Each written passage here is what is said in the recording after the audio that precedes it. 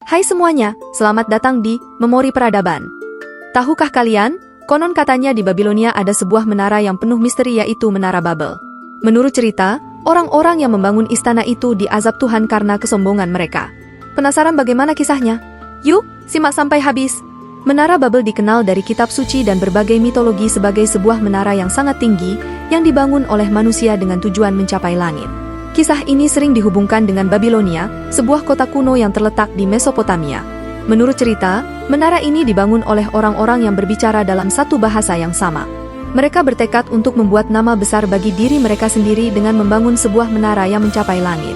Tetapi, Tuhan tidak menyukai kesombongan mereka. Untuk menghentikan proyek ini, Tuhan mencampur adukkan bahasa mereka sehingga mereka tidak lagi bisa saling mengerti. Akibatnya, pembangunan menara terhenti dan mereka tersebar ke seluruh penjuru bumi.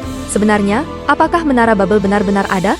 Beberapa sejarawan percaya bahwa cerita ini mungkin terinspirasi oleh Ziggurat Etemenanki, sebuah struktur kuil besar yang didedikasikan untuk Dewa Marduk di Babilonia.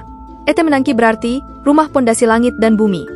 Ziggurat ini memang sangat tinggi, dengan 7 teras yang mencapai ketinggian sekitar 91 meter. Itu sudah cukup mengesankan untuk standar zaman itu. Ziggurat ini tidak hanya menjadi pusat religi tetapi juga menunjukkan kemampuan teknik dan arsitektur yang maju dari bangsa Babilonia. Sayangnya, Ziggurat ini akhirnya hancur dan sekarang hanya tersisa runtuhannya. Menara Babel, baik sebagai kisah ataupun struktur nyata, mengingatkan kita tentang batas-batas kemampuan manusia dan dampak dari kesombongan. Cerita ini juga menggambarkan asal mula berbagai bahasa di dunia. Jadi, meskipun kita tidak dapat memastikan keberadaan Menara Babel secara pasti, pengaruh ceritanya tetap hidup dalam budaya dan sejarah kita.